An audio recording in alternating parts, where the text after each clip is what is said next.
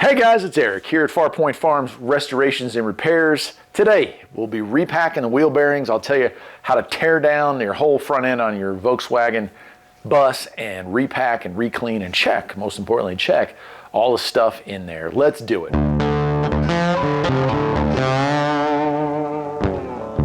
All right, so in order to do this job, you are going to need some grease. You're going to need some basic hand tools. I will go through them with you as I go ahead and tear this thing down. And you're going to need, if you are unlucky, you're going to need to have new bearings and new races. Now there's an inner. There's also a much smaller outer. This one here is the outer. So you'll have to get those different parts for that. I'm not going to give you part numbers because there's variations through the years, but this job will be very similar 1971 to 79. Lastly, most of the time it's not a bad idea to go ahead and replace the rear seal that goes up against the backside of the spindle.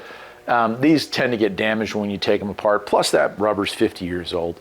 So that is what's going on there. That's it. That's all you're going to need. Hopefully it goes smoothly. Sometimes stuff, doesn't go smoothly. But the first step of that, and you can watch my video on front disc brake work, is to go ahead and take the caliper off and then take your rotor off. That will give you better access to the parts that we're going to take apart. You can leave the rotor on if you must. If you have the little Allen head that holds the rotor to the spindle or the hub face, if that is stripped out and you just don't want to worry about taking it off, you can do that without removing the rotor, but you do have to remove the caliper to do this job. So it's just 19 millimeter to do that. I'm not going to cover that in this video, but let's assume you've got it down to where we're going to be. Let's go. Okay, once you have the little clip out of here, it's just a matter of giving this some love taps. Oh, well, that was easy enough. That one just popped off. So we take that off. We're going to clean that out before we reinstall it. And here's what we have. This, on the driver's side, is our speedometer cable. I want to be careful not to damage that. You can hear these are not happy bearings. The next thing we're going to want to do is get our 6 millimeter Allen right here, and we'll loosen that up. Now the driver's side here, this part loosens, but you got to be careful because tightening is actually loosening. On the driver's side, it's reverse threads. Okay, so you're going to unscrew it as if you were screwing it in. And it's more important that you remember that too when you go back on, because these are really fine pitch threads. It'd be a shame to ruin them.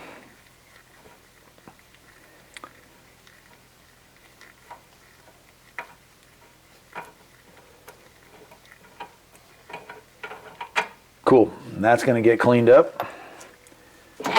And then we take our kit and we have a nice washer here. That's also going to get cleaned. And then we have our outer bearing. Oh my.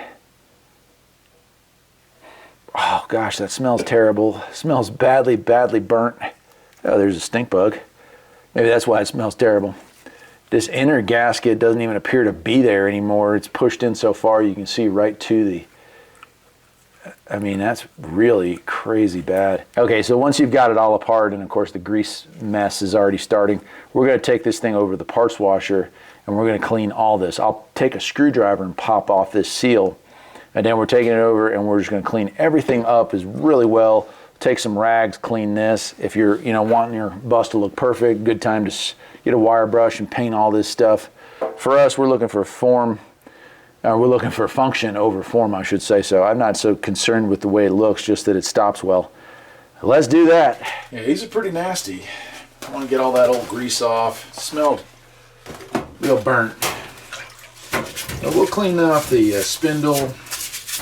Inspect it for damage, and I've got new wheel bearings if I need them, and it sounded awful lot like I needed it. I suppose it's possible it was just low on grease, but I think what they call that is wishful thinking. By the way, ever since I started doing more restoration work here at the house, I am so happy that I got this Harbor Freight parts washer. Man, this thing just saves the day so often. You have to use an awful lot of brake clean to get out this amount of grease.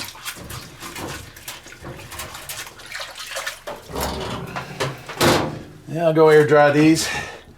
and we'll be ready to see how bad it is. All right, so back from the parts washer. If you don't have a parts washer, you're going to be using a lot of brake clean to do this, but you don't want this thing going back together dirty. And you do want to know if there's any issues with either the hub face or the hub itself. And in this case, it looks pretty good. But we do have some problems here, and I'll show those to you. In fact, one of them is going to stop me for today because I failed to order properly. All right, first let's look at this rear one. And it spins pretty good.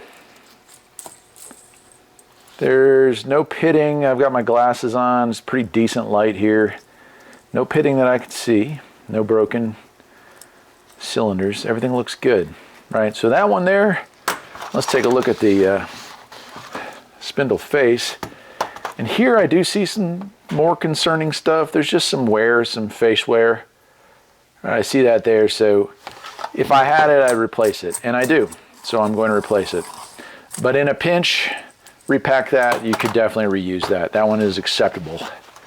This side, however, not so much. This side,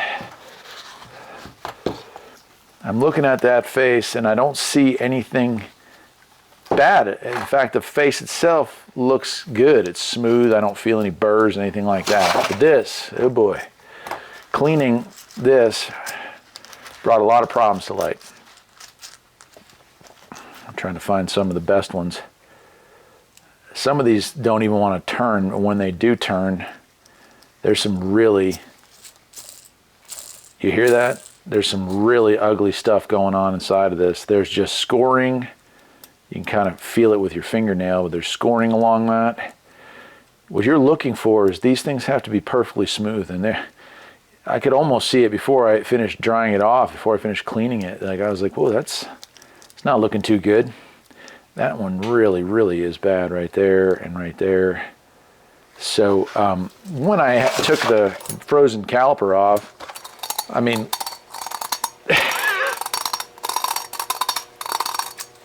can I reuse that? So here's the answer to that. If I was stuck on the side of the road and you know this thing was glowing blue hot, I could let it cool down, try to repack it and try to get it home. But the truth is, that's toast. And I don't know if that's caused by over tightening or if it's just millions of years old. I did notice these are made in America, made in the USA, it says. Thinking LMI 1949. God, tell me that's not a 1949 bearing I'm holding in my hands. This one have that too? I don't know. If anyone knows if that's a part number, I hope that's a part number. But anyway, I don't have one of these, so I've got to order one right now. What I can do, and I'll show you how to do this, is I have to beat out both erases.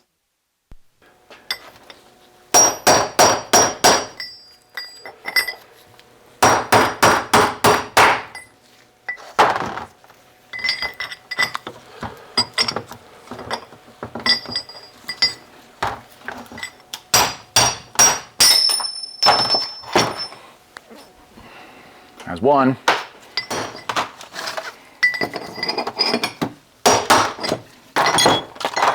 And that's two.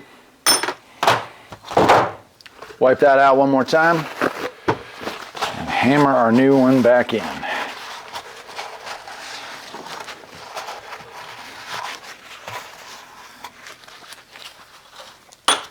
Strange enough, I don't have an exact fit. That's kind of weird that I don't, but I don't. Must be an unusual size for that. Same thing with the outside, they're slightly different.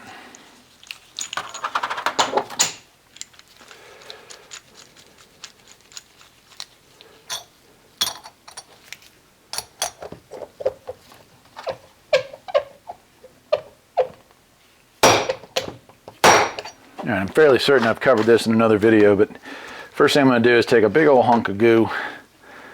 I'm going to push that into there and kind of distribute it. I honestly don't know if this makes a difference, but it does keep contact with the spindle and the hub. So if something does go wrong, maybe it doesn't go as wrong. All right.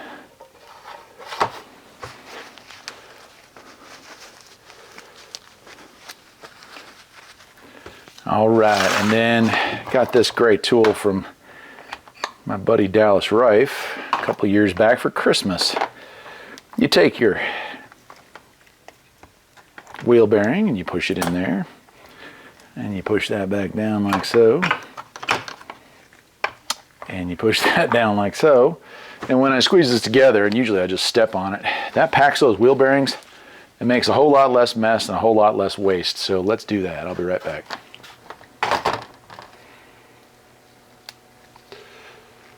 Take any of that waste, you can add that to the pile.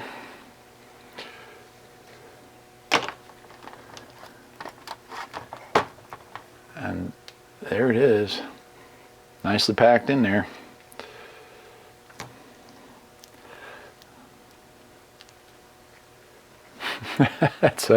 It's a mess.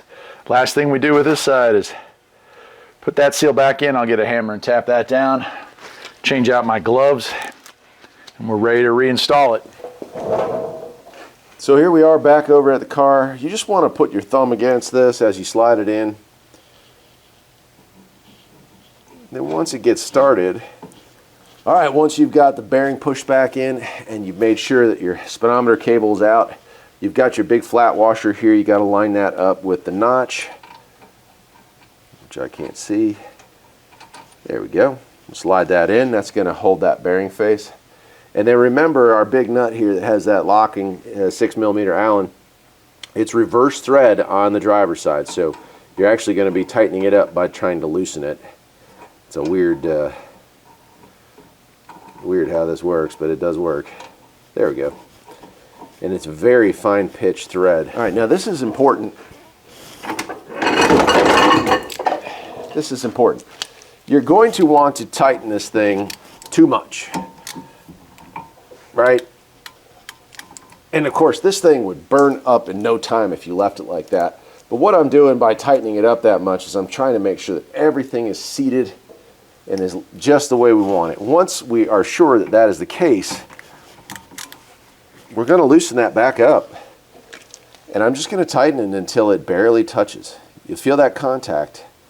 That's it. That's all I'm going to do. And then I'm going to tighten down that bolt.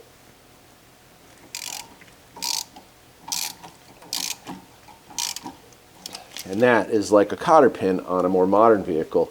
That's going to keep this from unscrewing. That's it. That is how easy it is to do rebuilding basically your front hubs. And if it's been more than 10,000 miles, or if you bought a bus or a Beetle and don't know the history on it, this is something you definitely want to do. It's going to make the car handle better. It's going to make it quieter. It's just going to do so much for you. Even rolling resistance, so better gas mileage. It all comes into play. The last step, of course, is once you've cleaned off your cap, you have to slide this back into place. And you have to make sure that your little, if this is the driver's side, now the passenger side won't have it, there's a little square right there. You want to make sure that you get that thing lined up, and it can be a bear, especially when you don't have your glasses out in the garage. Ooh, that's actually it. And you tap that in, right? So that is it. I'll have to get a hammer and tap that in a little bit more, but that's all there is to it. Hope you enjoyed the video. Stick around. A lot going on with the bus. Front and rear suspension, front and rear braking systems, front and rear steering systems, and then moving on to the bus to Subaru engine conversion right here on Farpoint Restorations. Till next time, my friends, take care.